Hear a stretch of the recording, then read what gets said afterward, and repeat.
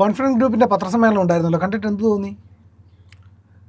നമ്മളെല്ലാവരും ഈ പത്രസമ്മേളനം കൗതുകത്തോടെ കാത്തിരുന്നു. മാധ്യമപ്രവർത്തകരും വലിയ മാധ്യമ സംഘം വന്നു പത്രസമ്മേളനത്തിന്. അതിൽ ഏറ്റവും പ്രധാനപ്പെട്ട ഒരു ചോദ്യം അല്ലെങ്കിൽ ആളുകളുടെ ഒരു സംശയം ദൂരീകരിക്കേണ്ടിയിരുന്നത് എന്തുകൊണ്ട് CJ റോയ് ആത്മഹത്യ ചെയ്തു എന്നതാണ്. പരക്കെ പറയപ്പെട്ടത് CJ ജോയിയുടെ സഹോദരൻ ബാബു, CJ ബാബു മരണം സംഭവിച്ചതിന് തൊട്ടു പിന്നാലെ പറഞ്ഞത് ആദായ നികുതി വകുപ്പിൻ്റെ പീഡനം കൊണ്ട് ആത്മഹത്യ ചെയ്തു എന്നാണ്. പിന്നീട് അതിൽ നിന്ന് അവർ പതുക്കെ പിന്നാക്കം പോകുന്നത് നമ്മൾ കണ്ടു. ഇന്നിപ്പോൾ managing director Joseph TA Joseph നടത്തിയ പത്രസമ്മേളനത്തിൽ ആദായ നികുതി വകുപ്പിന് ക്ലീൻ ചിറ്റ് കൊടുത്തു. അവരുമായി ഞങ്ങൾക്ക് നല്ല ബന്ധമായിരുന്നു എന്ന് പറയുകയാണ്. അപ്പോൾ അത് വിശദമായിട്ട് പറയാം. പക്ഷേ അപ്പോഴും ചോദ്യം എന്തുകൊണ്ട് എങ്കിൽ റോയ് മരിച്ചു എന്ന ചോദ്യത്തിന് ഉത്തരവില്ല. ഉത്തരവാദപ്പെട്ടവർ പറയുന്നില്ല എന്ന് മാത്രമല്ല, ജോസഫ് പറയുന്നത് പ്രത്യേക അന്വേഷണ സംഘം തൃപ്തികരമായ തരത്തിൽ പ്രവർത്തിക്കുന്നുണ്ട്. അതുകൊണ്ട് അവർ വാർത്താസമ്മേളനം നടത്തുന്നു എന്ന് പറഞ്ഞപ്പോൾ അവർ പറഞ്ഞത് അന്വേഷണത്തെക്കുറിച്ച് ഒന്നും പറയരുത്. അപ്പോൾ പിന്നെ എന്തിനാണ് ഇന്ന് വാർത്താസമ്മേളനം നടത്തിയത്? റോയിയുടെ മരണത്തെക്കുറിച്ചുള്ള ദുരൂഹത മാറ്റാനാണോ? ഇതാണ് ഒന്നാമത്തെ ചോദ്യം. ഞാൻ പറയുന്നതല്ല. ഇന്നത്തെ വാർത്താസമ്മേളനത്തിൻ്റെ അവരുടെ ലക്ഷ്യം 2 കാര്യങ്ങളാണ്. ഒന്ന്, കേന്ദ്ര ഏജൻസികളുടെ ശത്രുത വാങ്ങാൻ അവർ താല്പര്യപ്പെടുന്നില്ല ഒന്നത്. രണ്ടാമത്തത്, നിക്ഷേപകർ, അതായത് കോൺഫിഡൻസ് ഗ്രൂപ്പിന് വേണ്ടി പ്രോജക്റ്റുകൾക്ക് വേണ്ടി പണം മുടക്കിയിട്ടുള്ള ആളുകൾക്ക് ആശങ്കയുണ്ടെങ്കിൽ ആശങ്ക മാറ്റുക. ഈ 2 പർപ്പസ് മാത്രമാണ് ഇന്ന് നടത്തിയ വാർത്താ സമ്മേളനത്തിൻ്റെ ലക്ഷ്യം. അപ്പോൾ ഏറ്റവും പ്രധാനപ്പെട്ട കാര്യം, എന്തുകൊണ്ട് റോയ് ആത്മഹത്യ ചെയ്തു എന്നുള്ള ചോദ്യം ഉത്തരം കിട്ടാതെ നിൽക്കുന്നു, കൂടുതൽ ദുരൂഹമാവുകയാണ്. അപ്പോൾ ദുരൂഹമായ കാരണങ്ങൾ എന്തോ ഉണ്ട്. ദുരൂഹം എന്ന് പറയുമ്പോഴത്തേക്ക് നമുക്കറിഞ്ഞുകൂടാത്ത കാര്യങ്ങൾ, നമുക്ക് മനസ്സിലാവാത്ത കാര്യങ്ങൾ, ഇതാണ് ദുരൂഹം. അപ്പോൾ ആ ദുരൂഹതയുടെ ഒരു എലമെൻറ്റ് ബാക്കി നിർത്തിക്കൊണ്ട് ഞങ്ങളുടെ ബിസിനസ് റൺ ചെയ്യുന്നു, നിർമ്മാണ പ്രവർത്തനങ്ങൾ, ജോലികളൊക്കെ പുനരാരംഭിച്ചു, 24 വലിയ പ്രൊജക്റ്റുകളുണ്ട്, 65 പൂർത്തിയായി, 150 യൂണിറ്റുകൾ വരെയുള്ള പ്രൊജക്റ്റുകളാണ്, അതെല്ലാം എല്ലാവർക്കും കൊടുക്കും. പിന്നെ ഞങ്ങൾ നോ ടച്ച് കമ്പനിയാണ് എന്നെപ്പോഴും റോയ് പറയാൻ, 1 രൂപ പോലും ആരുടെ കയ്യിൽ നിന്നും വാങ്ങാതെ നടത്തിയിട്ടുള്ള കമ്പനിയാണ് എന്ന് പറയുന്നത് ആവർത്തിച്ചു.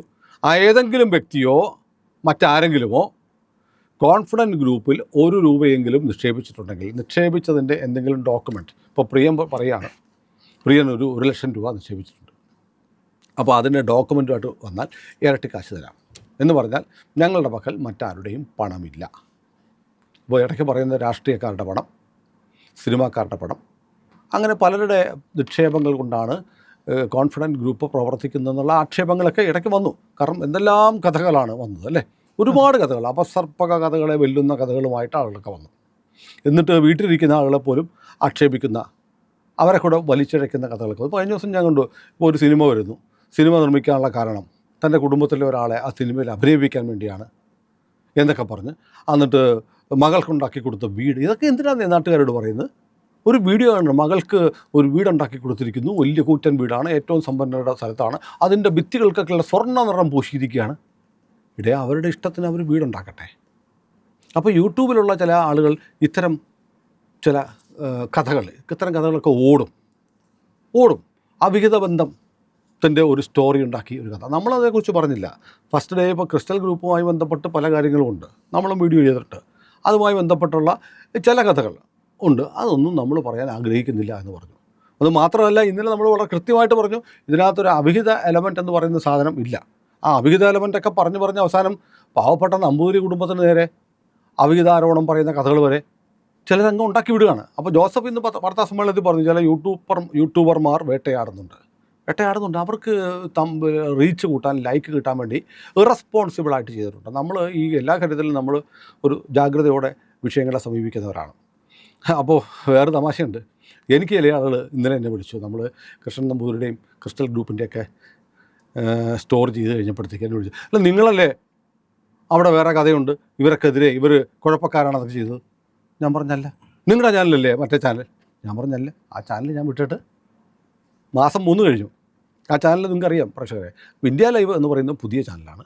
മറ്റ് ചാനലുകളിൽ വന്നിട്ടുള്ള ഒരു വാർത്തയ്ക്കും, അതായത് മുമ്പ് ഞാൻ പ്രവർത്തിച്ചിട്ടുള്ള ഏതെങ്കിലും ചാനലിൽ അപകീർത്തികരമായ എല്ലാ കഥകൾ വന്നിട്ടുണ്ടെങ്കിൽ അതിൻ്റെ ഉത്തരവാദിത്വം അവർക്ക് മാത്രമാണ്.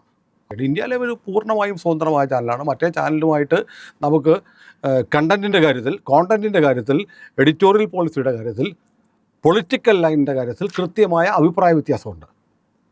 നമുക്ക് കൃത്യമായ പൊളിറ്റിക്കൽ പക്ഷമുള്ള രാഷ്ട്രീയ പക്ഷമുള്ള ചാനലാണ്. നമ്മൾ ദേശീയതയുടെ പക്ഷമാണ്.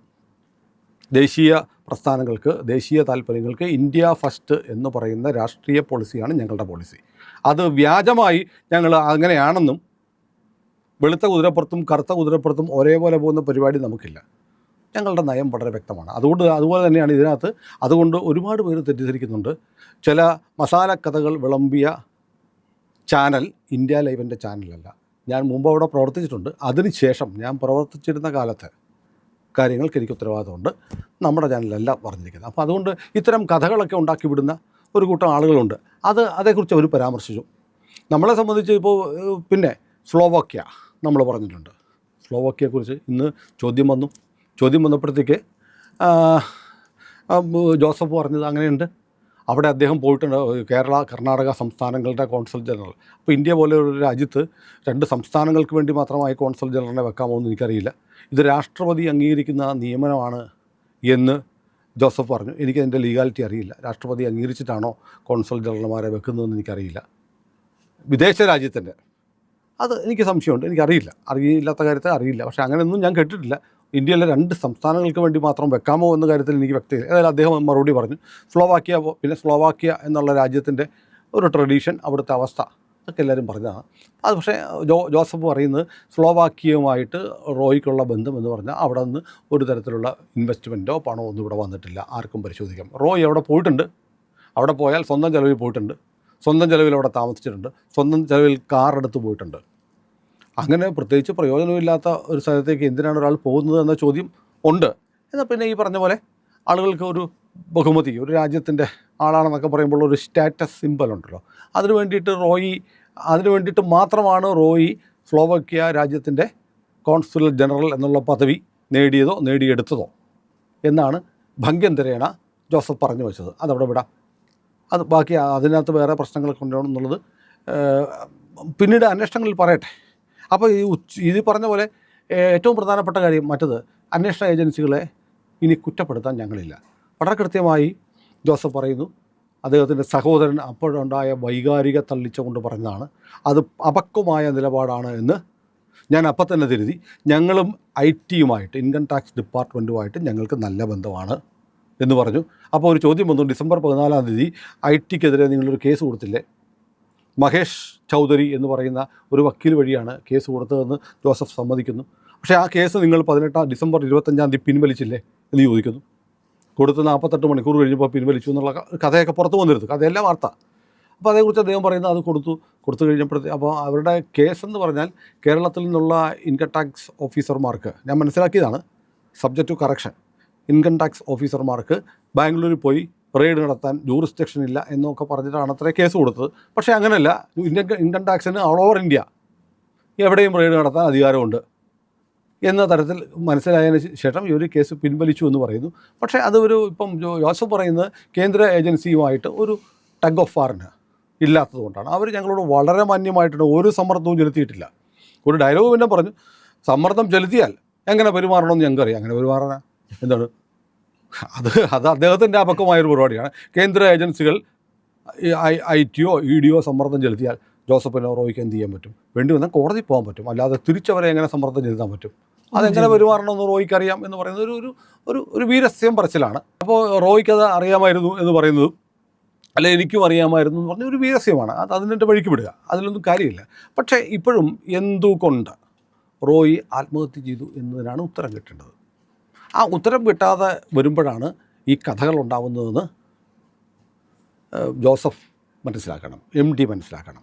അത് വളരെ പ്രധാനപ്പെട്ട കാര്യമാണ്. പിന്നെ എന്തുകൊണ്ട് യൂട്യൂബ് ചാനലുകൾ വാർത്ത ചെയ്യുന്നു എന്ന് ചോദിച്ചാൽ, യൂട്യൂബ് ചാനലുകൾ ഉറപ്പായിട്ടും ആളുകൾക്ക് ഇന്ന് മെയിൻ സ്ട്രീം ചാനലുകളെക്കാൾ വിശ്വാസം യൂട്യൂബ് ചാനലുകളെയാണ്. കാരണം മെയിൻ സ്ട്രീം ചാനലുകൾ പല താല്പര്യങ്ങൾക്ക് വഴങ്ങും.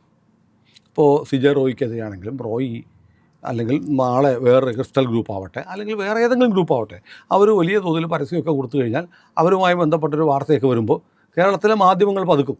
കേരളത്തിലെ എല്ലായിടത്തെയും മാധ്യമങ്ങൾ പതുക്കും. പക്ഷേ ഇപ്പോൾ കേരളത്തിന്, ഇന്ത്യക്ക് പുറത്ത് അങ്ങനെയൊന്നുമില്ല കേട്ടോ.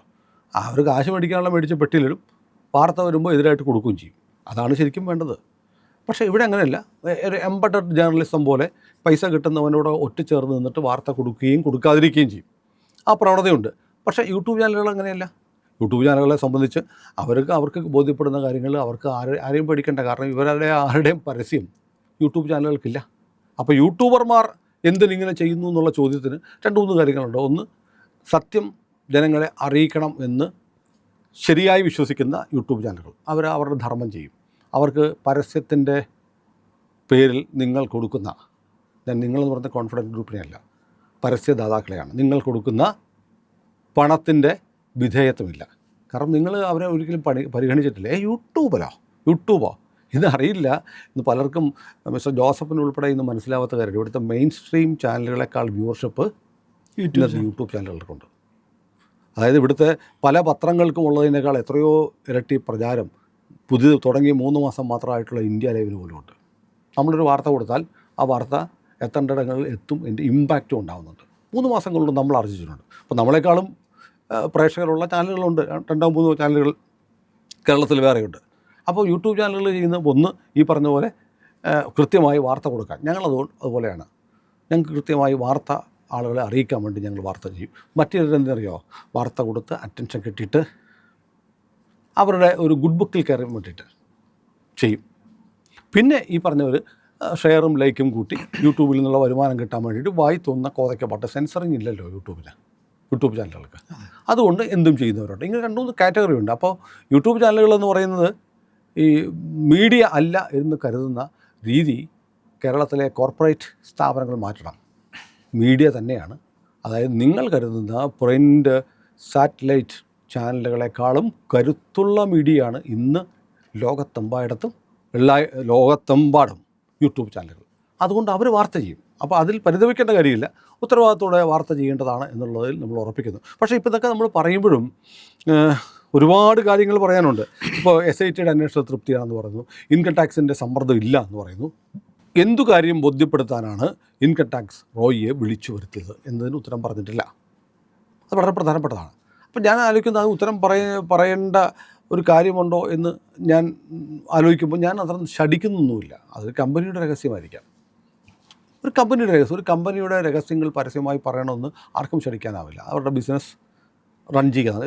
ജോസഫ് ഒരു ബുദ്ധിമാനായ മാനേജിംഗ് ഡയറക്ടറാണ്. അദ്ദേഹം ഒരു കൈകൊണ്ട് കേന്ദ്ര ഏജൻസികളെ തഴി. അപ്പോൾ കേന്ദ്ര ഏജൻസികൾ മോദി കൊന്നു എന്നൊക്കെ പറഞ്ഞ് നടന്ന കുറേ ആളുകളുണ്ട്. മോദി കൊന്നു എന്നൊക്കെ പറഞ്ഞ് വലിയ പ്രചരണമായിരുന്നല്ലോ. കേന്ദ്ര ഏജൻസികളായിട്ട് വേട്ടയാടിക്കൊന്നു. ആ കഥ അവസാനിച്ചു. അവർക്ക് പരാതിയില്ല. അവരെ വളരെ മാന്യമായിട്ടാണ് അന്വേഷണ ഏജൻസികൾ കൈകാര്യം ചെയ്തതെന്ന് അവർ പറയുന്നു. രണ്ടാമത്തെ ഭാഗം നിക്ഷേപകരുടെ ആശങ്ക, അത് പരിഹരിച്ചു. മൂന്നാമതൊരു പ്രധാനപ്പെട്ട കാര്യം അദ്ദേഹം പറഞ്ഞു, ഞങ്ങൾക്ക് ഒരു രാഷ്ട്രീയ കക്ഷിയുമായിട്ടും ഒരു ബന്ധവുമില്ല, ഞങ്ങൾ ഞങ്ങളുടെ ബിസിനസ്സുമായിട്ട് പോകുന്നു. ഈ 3 കാര്യങ്ങൾ വളരെ പോളിഷ്ഡായിട്ട് ടി.എ. ജോസഫ് അവതരിപ്പിച്ചു. അത് അദ്ദേഹത്തിൻ്റെ മാനേജിങ് ഡയറക്ടർ എന്നുള്ളതിലുള്ള ഒരു സ്കില്ലായിട്ട് ഞാൻ കാണുന്നു. പിന്നെ ഈ പറഞ്ഞ പോലെ അദ്ദേഹത്തിന് അറിയാമായിരിക്കാം. കാരണം അദ്ദേഹം പറഞ്ഞത് ഇങ്ങനെയാണ്, റോയി എങ്ങനെ മരിച്ചു എന്നുള്ളത് SIT അന്വേഷിക്കുന്നു. SITയിലെ അന്വേഷണത്തിൽ തൃപ്തിയുണ്ട്, ഞങ്ങളോടൊരു കാര്യവും പറയരുതെന്ന് പറഞ്ഞിട്ടുണ്ട്. അപ്പോൾ അദ്ദേഹത്തിന് ചിലപ്പം അന്വേഷണത്തിൻ്റെ ഇതുവരെയുള്ള കണ്ടെത്തലുകൾ അറിയാമായിരിക്കാം. ഏതായാലും റോയി അങ്ങനെ പെട്ടെന്ന് ജീവിതം അവസാനിപ്പിച്ച് പോകേണ്ട ആളായിരുന്നില്ല എന്ന് കരുതുന്ന ഒരാളാണ് ഞാൻ. ചോദ്യങ്ങൾ ഒരുപാട് ബാക്കിയാണ്. ചോദ്യങ്ങൾ മാത്രമല്ല, അദ്ദേഹത്തിന് ഒരുപാട് കാര്യങ്ങൾ ഇനിയും ചെയ്യാനുണ്ട്. കോൺഫിഡൻറ്റ് ഗ്രൂപ്പിൻ്റെ കൺസ്ട്രക്ഷനുകളെ കുറിച്ചൊന്നും പരാതിയൊന്നുമില്ല കേട്ടോ. കേരളത്തിന് പുറത്തുമൊക്കെ വളരെ ക്രെഡിബിളായിട്ട് റിയൽ എസ്റ്റേറ്റ്സ് ബിസിനസ് നടത്തുന്ന ഒരു സ്ഥാപനമാണ് കോൺഫിഡൻറ്റ് എന്നതിന് ആർക്കും തർക്കമില്ല. പിന്നെ മോഹൻലാലിനെ കുറിച്ച് ചോദ്യം വന്നു. മോഹൻലാലായിട്ടുള്ള ബന്ധം എന്ന് പറഞ്ഞാൽ കാസനോവ സിനിമ മുതലാണ് എന്ന് പറഞ്ഞങ്ങ് പോയി. എന്തിനാണ് മോഹൻലാലിൻ്റെ ചോദ്യം എടുത്തിട്ടത്? പിന്നെ ചില മാധ്യമപ്രവർത്തകർക്ക് ഇങ്ങനെ അങ്ങനെയല്ല, IT കുറിച്ച് എന്താ പറയാത്തത്, IT സമ്മർദ്ദത്തിലാക്കിയതല്ലേ, ആ 2 വാക്ക് എന്തെങ്കിലും കേന്ദ്ര സർക്കാരിൻ്റെ ഒരു ഏജൻസിക്കെതിരെ 2 വാക്ക് പറഞ്ഞു കിട്ടിയാൽ കൊള്ളാമെന്നുള്ള വ്യഗ്രതയോടെ ചോദ്യങ്ങൾ ചോദിക്കുന്ന ചില ആളുകളെ കണ്ടു. അപ്പോൾ അത് ഒരു അജണ്ടയുടെ ഭാഗമാണ്. കാരണം ഇത് കേരളത്തിൽ ഒരു തെരഞ്ഞെടുപ്പ് കൂടെ വരുമ്പോഴത്തേക്ക് ക്രൈസ്തവ സമുദായത്തിൽപ്പെട്ട ഒരു ബിൽഡറെ കേന്ദ്ര ഏജൻസികൾ ശ്വാസം മുട്ടിച്ച് കൊന്നു എന്ന് പറയുമ്പോൾ ഒരു ഇലക്ഷൻ സാധനം ആക്കി ഇവിടെ മാറ്റിയെടുക്കാനുള്ള ഒരു അജണ്ട, ഇതൊക്കെ പൊളിറ്റിക്സ് എല്ലായിടത്തിലും ഉണ്ട്. അപ്പോൾ ഏതായാലും കോൺഫിഡൻറ്റ് ഗ്രൂപ്പിൻ്റെ നിർമ്മാണ ജോലികൾ ആരംഭിച്ചു കഴിഞ്ഞിരിക്കുന്നു എന്ന് പറയുന്നത് അവിടെ പണം മുടക്കിയിട്ടുള്ള, ഫ്ലാറ്റുകൾക്ക് വേണ്ടി പണം മുടക്കിയിട്ടുള്ള ആളുകൾക്ക് ആശ്വാസം നൽകുന്നതാണ്. പിന്നെയുള്ളത് ഈ ഉത്തരം കിട്ടാത്ത ചോദ്യം, റോയ് എന്തിനു മരിച്ചു എന്നുള്ള ചോദ്യം പ്രസക്തമാണ്, അതിപ്പോഴും ബാക്കി നിൽക്കുന്നു. അത് അഡ്രസ്സ് ചെയ്യാൻ ലോക്കറിൽ എന്താണ് എന്തിനായിരുന്നു അന്വേഷണം, എന്തിനു വേണ്ടിയിട്ടാണ് IT വന്ന് എന്ത് ചോദിക്കാനാണ്, എന്തുമായി ബന്ധപ്പെട്ട രേഖകളിൽ ഒപ്പിടാനാണ് റോയിയെ വിളിച്ചു വരുത്തിയത്, എന്ത് ലോക്കറാണ് തുറക്കാനുണ്ടായിരുന്നത്. മനോരമ പത്രം റോയ് മരിച്ചതിൻ്റെ തൊട്ടടുത്ത ദിവസം തന്നെ റിപ്പോർട്ട് ചെയ്തിരുന്നു, ജോസഫ് സാന്നിധ്യത്തിൽ ലോക്കർ സീൽ ചെയ്തിരുന്നു, അതിനുശേഷം അത് തുറക്കാനാണ് റോയിയെ വിളിച്ചു വരുത്തിയതെന്ന് മനോരമ റിപ്പോർട്ട് ചെയ്തിരുന്നു. അപ്പോൾ ദുരൂഹതകൾ ബാക്കി വെച്ചുകൊണ്ട് ഒരു പത്രസമ്മേളനം നടന്നിരിക്കുന്നു. പത്രസമ്മേളനം അവരുടെ ബിസിനസ് പ്രൊപ്പഗാൻഡയുടെ ഭാഗമായി, ഒരു പോളിഷിംഗ് പ്രോസസ്സിൻ്റെ ഭാഗമായിട്ടുള്ള വാർത്താ സമ്മേളനം എന്നാണ് ഞാനതിനെ കാണുന്നത്. റോയ് എന്തിനു മരിച്ചു എന്നുള്ള ചോദ്യം ബാക്കി നിൽക്കുകയാണ്. അത് ഉത്തരം കിട്ടണമെങ്കിൽ ഒന്നുകിൽ SIT പറയണം. പക്ഷേ SITയുടെ ഉത്തരം പൂർണ്ണമായിരിക്കുമെന്ന് ഞാൻ കരുതുന്നില്ല. SIT പറയാൻ പോകുന്നത് റോയ് ആത്മഹത്യ ചെയ്തതാണ് എന്ന് മാത്രം പറയും. ആത്മഹത്യയാണെന്ന് പറഞ്ഞ് SIT അവസാനിപ്പിക്കും. പക്ഷേ റോയിയുടെ ആത്മഹത്യാക്കുറിപ്പ് പോലത്തെ ഒരു കുറിപ്പ് കിട്ടിയിരുന്നു.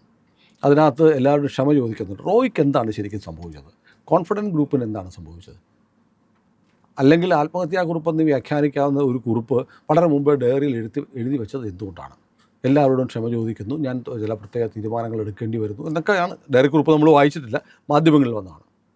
ഇതൊക്കെ ഉത്തരം കിട്ടേണ്ട കാര്യങ്ങളാണ്. ഉത്തരം കിട്ടുമോ എന്നറിയില്ല. ഉത്തരം കിട്ടണമെങ്കിൽ ചിലപ്പോൾ ഈ കേസിൽ അന്വേഷണം നടത്തിയ കേന്ദ്ര ഏജൻസികൾ വല്ലതും പറയേണ്ടി വരും. അപ്പോൾ നമ്മൾ മനസ്സിലാക്കിയതനുസരിച്ച് കേന്ദ്ര രഹസ്യാന്വേഷണ ഏജൻസികളും ഇതിനകത്ത് അന്വേഷണം നടത്തുന്നുണ്ട്. പക്ഷേ അവരുടെ അന്വേഷണ റിസൾട്ടൊന്നും പുറത്തു വരത്തില്ല. അപ്പം റോയിയുടെ മരണം ദുരൂഹമാണ്, ദുരൂഹമായി തുടരും. അതിലെ ദുരൂഹത മാറുമോ എന്ന ചോദ്യത്തിന് ഇപ്പോൾ ഉത്തരം പറയാൻ കഴിയില്ല. എൻ്റെ വിശ്വാസം എന്തുകൊണ്ട് റോയ് ആത്മഹത്യ ചെയ്തു എന്നുള്ളത് കേരളത്തിലെ ഉത്തരം കിട്ടാത്ത സമസ്യകളിലൊന്നായി മാറും എന്നാണ്. പ്രിയപ്പെട്ട പ്രേക്ഷകരെ, നമ്മുടെ ചാനൽ സബ്സ്ക്രൈബ് ചെയ്യാൻ മറക്കാതിരിക്കുക. ഇന്ത്യ ഹൈവേ ഇങ്ങനെ നിരന്തരം ഇത്തരം കാര്യങ്ങൾ വന്ന് നിർഭയമായി പറയുകയുള്ളൂ. അപ്പോൾ നിർഭയമായി പറയണമെങ്കിൽ ഞങ്ങൾക്ക് നിങ്ങളുടെ സപ്പോർട്ട് വേണം. ഉറപ്പായിട്ടും സബ്സ്ക്രൈബ് ചെയ്യണം.